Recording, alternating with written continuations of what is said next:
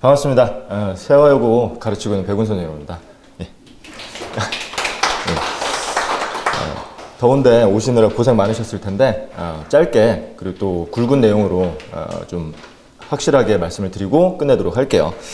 자, 일단은 이제 그 유인물 뭐 첫 페이지나 두 페이지, 세 번째 페이지는 뭐 제 양력이랑 그 다음에 이제 컬인데 뭐 양력은 그냥 뭐 참고만 하시면 될 것 같고요. 저 뭐 믿고 맡겨주시기에 남부끄럽지 않은 그런 강사다라고 생각해 주시면 고마울 것 같아요. 이제 그리고 뭐 이제 커리큘럼은 여기서 뭐 자세하게 말씀드릴 부분은 아니기 때문에 뒤로 넘어가도록 하겠습니다. 제가 오늘 일단 말씀드릴 부분은요. 첫 번째는 세화여고 내신 패턴입니다. 내신 패턴에 대해서 말씀을 드리고 그 다음에 두 번째, 그러면 어떤 식으로 이제 공부를 진행해야 되는가, 이 두 가지 부분에 대해서 말씀을 드리고 끝내도록 할게요. 자, 우선은 일단 이 세화여고 내신을 분석한 표를 갖다가 제가 4쪽이랑 5쪽에 배치를 해놨는데요. 요거는 저번 이제 중간고사랑 기말고사 기준이 아니고 작년 기말고사입니다. 어차피 이제 그 우리 학생들이 2학기에 돌입하고 중간고사, 기말고사를 쳐야 되기 때문에 여기에 맞춰가지고 이제 분석을 해봤는데, 일단은 보시면 맨 위에 있는 그 초록색 칸이 출제 범위, 우리 학교 출제 범위와 그 다음에 문항수가 됩니다. 보시면 이제 교과서와 부교재 그리고 이제 프린트로 구성이 되어 있는데, 오른쪽 그 끝에 있는 객관식과 서술형을 보시면 알겠지만 교과서의 비중이 상당히 낮아요. 그리고 부교재가 상당히 높은 편입니다. 당연히 어려운 문제 그리고 1등급을 가늠짓는 문제들도 부교재에서 나온다고 보시면 돼요. 그리고 이제 특이할 만한 점이 이제 뒤에서도 말씀을 드리겠지만은 객관식만 해서 34문제 그리고 서술형 10문제니까 44문제예요. 그러니까 이게 1시간이 50분으로 구성되어 있다는 걸 감안하자면 마킹하는 시간 빼고 거의 한 문제당 1분꼴로 산술적으로 봤을 때 그렇게 해야 되니까 학생들이 실제로 이제 들어갔을 때 시간이 모자라다는 느낌을 굉장히 많이 받습니다. 특히나 2학기 때. 그래서 좀 이 부분에 대해서는 뒤에서 좀 더 말씀을 드리도록 할게요. 요 밑에 보시면은 이제 객관식을 분석해 놨는데, 객관식 같은 경우는 뭐 이제 보시면은 그 중간에 난이도 이제 제가 만들어 놓은 부분을 제가 임의적으로 이제 만든 거긴 한데, 보통 보면은 이제 중하 그러다가 이제 상이나 중상 같은 것들이 가끔 껴있죠. 이게 어느 학교나 마찬가지인데, 사실 1등급과 2등급의 당락을 결정짓는 그러한 문항들은 객관식에서는 보통은 나오지 않습니다. 그리고 이제 특히나 이제 중간 보시면은 다른 데에서는 이제 보실 필요가 없고, 어법과 어휘 파트를 보면 거기에 이제 중상, 중난이도에서 여기서 약간 어려워요. 이제 세화여고 같은 경우는 이제 이 객관식 어법 어휘가 굉장히 높은 수준은 아닌데 실제로 지문에 약간의 변형이 들어갑니다. 그러다 보니까 딸딸 암기만 해가지고 들어가는 학생들 같은 경우에는 여기서 틀릴 가능성이 상당히 있는 편이에요. 그래서 이 부분을 조금 주의를 해주면은 딱히 객관식에서는 제가 여기에서 주의해야 된다, 이런 부분을 말씀드리긴 힘들 것 같아요. 단 아무래도 이 문항수가 많다 보니까 지문에 친숙해져서 빨리빨리 푸는 게 필요해요. 이게 아까 전에 먼저 1분당 한 문제라고 말씀을 드렸지만 결국에는 객관식에서 내가 얼마만큼의 시간을 단축시킬 수 있는가가 관건이고, 그리고 그 아낀 시간을 뒤에서 장문이나 어법 어휘 문제의 그러한 서술형에 내가 얼마만큼 투자할 수 있는가가 결국에는 충분히 편하게 그리고 1등급을 맞을 수 있는 지름길이 되거든요. 그래서 그 부분도 뒤에서 말씀을 드리도록 할게요. 자, 그 다음에 다음 페이지 보시면 5쪽에 주관식 분석에 대해서 제가 말씀을 드려놨는데, 주관식 같은 경우는 보시면 알겠지만 난이도가 전부 다 상, 중상, 뭐 중에서 상, 중상, 상, 중 뭐 이런 식으로 해서 상당히 높은 편입니다. 그리고 뭐 세화여고가 지금까지도 그래왔지만 저는 개인적으로 그렇게 생각하거든요. 세화고보다 세화여고의 시험 난이도가 영어는 조금 더 높다고 저는 생각을 해요.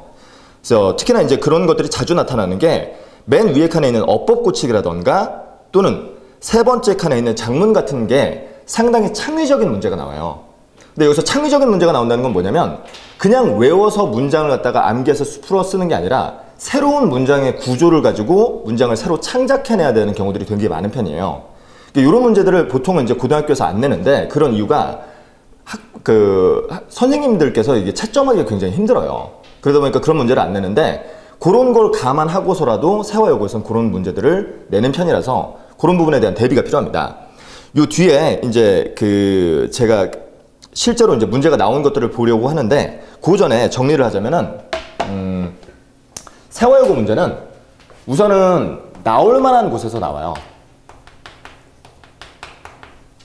나올 만한 곳에서 나온다는 건 무슨 얘기냐면은 이게 아예 말도 안 되는 식의 문제가 나오지 않는다는 얘기예요. 그 이제 어떤 이제 다른 학교 예를 들자면은 제가 이제 대치동이랑 여기 이제 우리 서울학원 그리고 송파에서 일을 하고 있는데 송파 쪽에 있는 그 모 학교 같은 경우는 이런 문제가 나와요.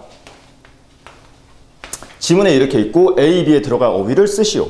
근데 이제 보통 다른 학교 같은 경우는 여기 A, B를 그냥 구멍만 뚫어 놓는다면은 그 학교 같은 경우는 여기에 뭐 A, 뭐 C 이러면서 앞 철자를 줍니다. 근데 이 앞 철자 같은 경우가 원래 있었던 지문에 있었던 단어가 아니라 그 단어의 동의어인 거죠. 근데 쉽게 알 수 없는 동의어를 갖다가 여기다 써놔서 그러니까 틀리라고 내는 문제들이에요. 그러니까 이런 문제가 전혀 없습니다. 세화여고는 상당히 논리적으로 내는 편이에요. 그럼 그 얘기는 뭐냐? 나올 만한 곳에서 내지만은 거기에서 심도 있게 그리고 논리적으로 낸다는 건데, 즉 전체적인 지문을 갖다가 다 우리가 공부를 해가지고 대비를 하기보다는 지문에서 나올 만한 곳에서 좀 더 선택과 집중이 좀 필요하다, 이런 식으로 이제 말씀을 드릴 수가 있고요. 주관식은 물론이고 또 객관식도 비슷하게 진행되기 때문에 그런 객관식에서도 충분히 내가 익숙한 채로 들어갈 수 있도록 여러 번에 걸쳐서 공부하는 게 필요합니다. 그 부분에 대해서도 뒤에서 말씀을 드리도록 할게요. 자, 이제 뒤에 보시면은 실제로 이제 제가 두 문제 정도를 다 이제 실어드릴 수 없기 때문에 두 문제 정도를 실어놨는데, 작년에 이제 기말고사 나왔던 서술형 3번입니다. 요거 같은 경우에 이제 전형적으로 어법 문제, 틀린 거를 갖다가 보고 고치는 건데, 다른 학교와 이제 대비되는 부분이라면 B번 문항이 원래 이제 그 보라색으로 된 건 제가 표기해 놓은 곳인데, 그 문장에서 틀린 곳이 하나가 아니라 두 군데였어요. 그 보라색으로 되어 있는 working이랑 뒤에는 ways that is에서 is를 are로 고치는 부분인데, 그러니까 이런 부분들이 실수를 유발하게 만듭니다. 그래서 잘하는 학생들이라 하더라도 꼼꼼하고 충분히 보지 못하면 이런 부분에서 감점이 일어나는 그런 요인을 만들 수가 있고요. 그 다음에 이제 오른쪽 페이지에 보면은 서술형 6번이랑 7번이 있는데, 서술형 6번 같은 경우는 평이한 문제였으니까 그냥 넘어가도록 할게요. 단 서술형 7번 같은 경우가 작년 기말고사에서 가장 난이도가 높았던 문제인데, 지금 여기 나오는 이 지문 자체가 처음 보는 지문이에요. 이 한글 자체가 처음 보는 지문인데, 이 지문은 원래 있었던 지문의 요약본입니다. 그러니까 선생님들이 이 요약본을 만들고 원문장을 만든 다음에 학생들한테 작문을 하길 요구를 하는 거죠. 다만 지금 여기 보시면 아시겠지만은 밑에 보기에 있는 단어가 모든 단어를 준 게 아니고 여기에 추가해야 되는 단어 그리고 변형해야 되는 단어들을 섞어놨어요. 그 얘기는 학교에서 배웠던 그러한 문법적인 내용과 그 다음에 지문에 있는 요약의 내용 그리고 기본적인 작문 구성 능력을 갖다가 배합하여 문장을 구성해낼 수 있는 능력을 시간 안에 빠르게 풀어낼 수 있어야 된다는 얘기죠. 자, 요 정도로 우리가 마무리를 짓고 뒷페이지를 볼게요. 뒷페이지를 보시면은 이제 제가 정리를 해놓은 게 있는데, 8쪽에 보면 세화여고 내신의 특징을 정리해 놓은 게 있습니다. 일단 출제 범위는 평이한 편이에요. 이 평이하다는 게 뭐냐, 출제 범위가 평이하다는 거는 뭐냐면, 세화고 같은 경우는 외부 지문이 들어갑니다. 아예 그 기존에 이제 교과서라던가 아니면은 모의고사라던가 이런 게 아니라 새로운 에세이 같은 걸 집어넣는데, 그런 거 같은 경우에는 이제 학생들이 공부할 수 있는 자료라던가 이런 것들이 상당히 부족한 반면 세화여고는 그런 편은 아니라서 접근 자체는 굉장히 용이한 편이에요. 그 다음 밑에 출제양. 출제양은 이 전체적으로 우리 서울시에 있는 고등학교에서 내신을 갖다가 이제 봤을 때 평이한 편이에요. 중간 정도입니다. 근데 여기서 이제 관건은 이게 교과서가 2개 정도. 세화여고 이제 범위가 교과서가 2가, 그 다음에 지금 이제 현재 하고 있는 그 부교재 같은 경우에 모의고사 형태로 되어 있는데, 모의고사가 대략 2세트 정도 들어갑니다. 그리고 이제 여기에 듣기, 그리고 이제 1학기 기말고사 때부터 비바복화가 추가돼가지고 복화까지 이렇게 들어가는데, 이게 사실 적은 양은 아니거든요. 그러니까 요 모든 양을 갖다가 전부 다 외워라 그러면은 상당히 스트레스 받아요. 물론 이걸 다 외울 수는 있습니다. 그런데 이제 문제가 뭐냐면, 요걸 외워서 다 달달달 외워가지고 시험을 보게 되면은 첫 번째, 아까 전에 그런 변형 문제에 관련돼서는 우리가 대응하는 게 조금 힘들어요. 아무래도 이제 외운 것만 가지고 상대하려다 보니까 그런 부분에서 시험 때 들어갔을 때 당황스러워하고 점수를 갖다가 깎아먹을 수가 있으며, 그거보다 사실은 더 큰 문제라고 저는 생각하는 게, 첫 번째는 애들이 스트레스를 너무 많이 받아요.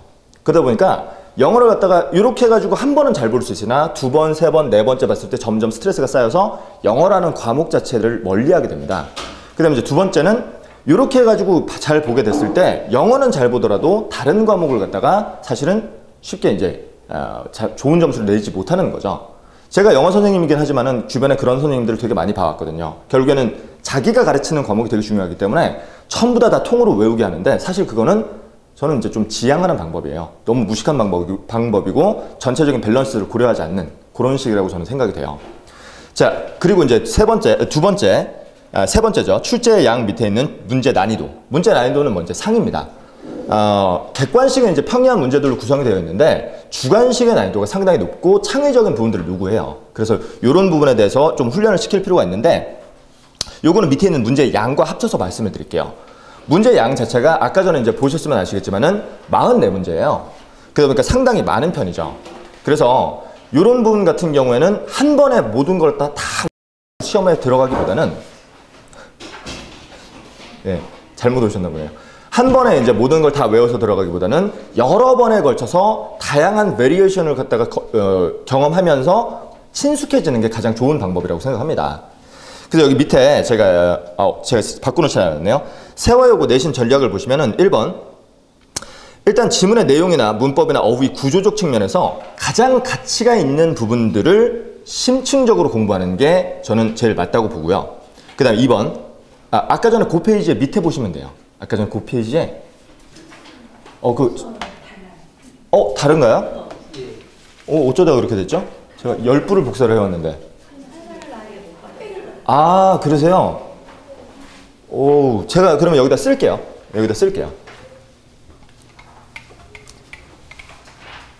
두 번째는 전략인데 이따 이제 제가 제 교재도 구성을 갖다가 이제 보여드리겠지만은 한 번에 다 외우기보다는 1차로 본문에 대한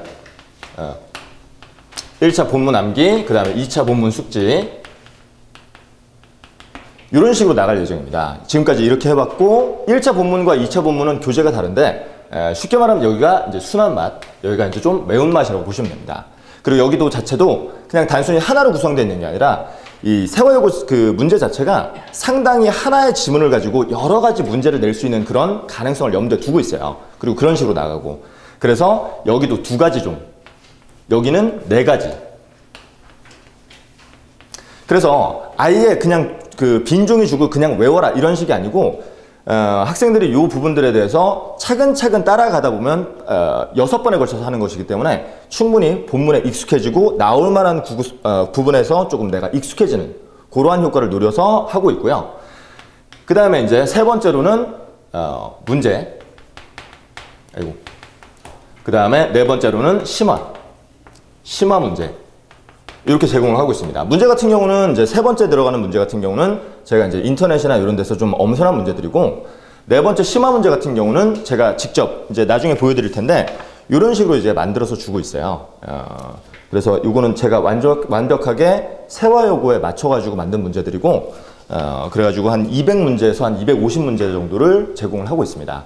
그래서 이런 식으로 이렇게 해가지고 공부를 하는 걸 저는 지향하고 있고요. 그 다음에 이제 그 다음은 이제 대부분 아실만한 내용들인데 미니 정리본과 그 다음에 단어장 이런 것들을 제공하고 그리고 테스트 같은 거를 봐서 당연히 클리닉을 갖다 운영을 하고 있습니다. 그리고 이 모든 상황 그러니까 진도라던가 아니면은 수업에 대한 어떤 열이라던가 태도 그리고 과제, 테스트 이런 부분은 전부 다 끝난 다음에 매주 문자와 전화로 발송 그리고 전화를 드리고 있고요. 그래서 이런 식으로 관리를 한다라고 말씀을 드리고 싶고요. 그 뒤에 보시면 이제 교재가 나와 있는데 여기다가 이것도 쓰도록 하겠습니다. 교재는 일단 기본적으로 룰북이랑 그 다음에 리시브 그리고 스파이크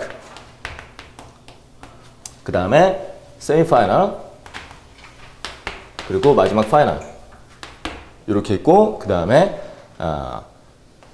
이건 약간 민망한데 배구형 혼이라고 제가 이제 미니 정리본 제가 뒤에서 이제 보여드릴 텐데 요거랑 그 다음에 단어장 이런 식으로 총 7종 이렇게 구성이 되어 있고 룰북은 이제 뒤에 보면서 말씀을 드릴게요. 일단은 10쪽인데 그 흑백은 예 맞습니다. 그쪽 그 전인데 제가 말씀드리기 되게 힘드네요.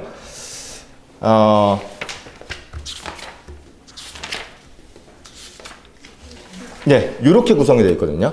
요거는 사실 별건 없어요. 대부분의 학원에서도 뭐 이런 것들은 다 만들어줍니다. 그래서 뭐 룰북이라고 해서 뭐 특별한 건 아니고 지문을 좀 더 깔끔하게 볼 수 있도록 제가 정리를 해놓은 거고 요걸 가지고 공부를 할 겁니다. 그 다음에 요거 두 개, 리시브랑 스파이크. 요게 이제 아까 전에 말씀드렸던 이제 순한 맛, 매운 맛의 이제 교재를 가지고 워크북 드릴을 할 수 있는, 그런 연습을 할 수 있는 그런 교재라고 보시면 돼요. 여기가 2종이 있고 여기가 4종이 있습니다. 그래서 2가지, 4가지로 해서 6번에 걸쳐서 우리가 같이 함께 공부를 할 거고, 세미파이널이랑 파이널이 이제 문제들인데, 세미파이널은 아까 전에 말씀드렸다시피 이제 좀 연습을 했다가 좀 해볼 수 있는 그런 문제들이고, 파이널 같은 경우는 좀 더 심도 있게 문제를 풀 수 있는 그런 걸로 구성을 해놨습니다. 그래서 이 뒤에 보시면 룰북 뒤에가 리시브가 한 종이에요. 첫 번째 종, 빈칸과 빈칸 원순으로 구성되어 있는데, 빵꾸를 다 뚫어놨다던가 아니면 다 배열하시오 이런 형태가 아니고, 요거 같은 경우에는 충분히 나올 만한 구석을 갖다가 제가 뚫어놓은 부분입니다. 그래서 요걸 계속해서 연습할 수 있도록 유도를 할 거고요. 그 뒤에 보시면은 이제 동사형 연습이라고 나왔는데, 이 동사형 연습이 스파이크의 한 단락이에요. 그래서 요거 같은 경우에 이제 동사를 주고 그리고 이걸 갖다 원형을 준 다음에 고치는 그러한 연습이고, 마지막 페이지에 있는 것들이 이 배구 영문, 요거는 이제 제가 끝나고 배부해 드릴 테니까 잠깐 보시고 저한테 다시 돌려주시면 될 것 같아요. 이런 식으로 구성이 되어 있고, 마지막으로 14페이지에 있는 게 제가 이제 학생들한테 주는 정리본입니다. 그래서 이런 식으로 구성이 되어 있고, 세월고 내신 1등급 반에 대해서 마지막으로 정리를 하고 끝내도록 할게요. 우선은 일단 시작은 거기 이제 표에 나와 있는 것처럼 그거는 이제 마지막 페이지 있으니까 다 있으시죠. 예. 개강일자는 그 오른쪽에 있는 8월 31일 토요일 3시 반부터 7시까지 해서 3시간 반씩 진행을 하고 있고요. 클리닉을 진행합니다. 클리닉 같은 경우에는 테스트에 미통과한다던가 아니면 수업에 불참한 보충자라던가, 또는 제가 개인적으로 판단했을 때 조금 학생 수준이 미달된다 했을 때 제가 따로 불러가지고 수업을 하는 시간이라고 보시면 돼요. 그래서 이런 부분들이 이제 있을 시에는, 생길 시에는 부모님들한테 문자를 드리고 충분히 상담 전화를 드린 다음에 그 다음에 학생을 불러가지고 제가 가르칠 예정입니다. 자, 그리고 뭐 이제 밑에 뭐 상세 내용에서 진도 1주차부터 6주차까지 이렇게 쭉 있는데, 요거는 그냥 참고만 하시면 됩니다. 그때그때마다 진도나 아니면은 진행 상황에 따라서 약간씩 달라지는 거니까요. 그리고 이제 오른쪽 맨 밑에 보시면 뭐 클리닉 해가지고 나와 있는데, 클리닉에 대해서 말씀을 드렸고, 2번. 저희가 이제 조금 학습 욕구를 갖다가 진작시키기 위해서 과제를 미숙하거나 클리닉에 무단불참 이런 것들로 인해서 경고가 4회 이상 누적 시에는 강퇴를 시키고 있어요. 그래서 조금 할 학생들만 열심히 이제 모아서 소수정예로 가겠다는 게 저희 학원 목표고요. 그 다음에 이런 부분들에 대해서는 매주 문자로 송부를 드리고 있습니다. 마지막으로 드리고 싶은 말씀은, 저희가 이제 아무래도 적지 않은 양과 그 다음에 상당한 난이도를 가지고 우리가 싸워야 되기 때문에 아까 전에 말씀드렸던 제일 중요한 키워드는 선택과 집중이라고 생각을 해요. 그래서 그런 부분에서 제가 알고 있는 노하우라던가 여러 가지 모든 부분들을 갖다가 함께 해서 최선을 다해서 맡겨만 주시면은 믿음과 성적으로 보답을 드리도록 하겠습니다. 혹시 질문 있으신 분? 오늘 여기서 마치도록 하겠습니다. 수고하셨습니다.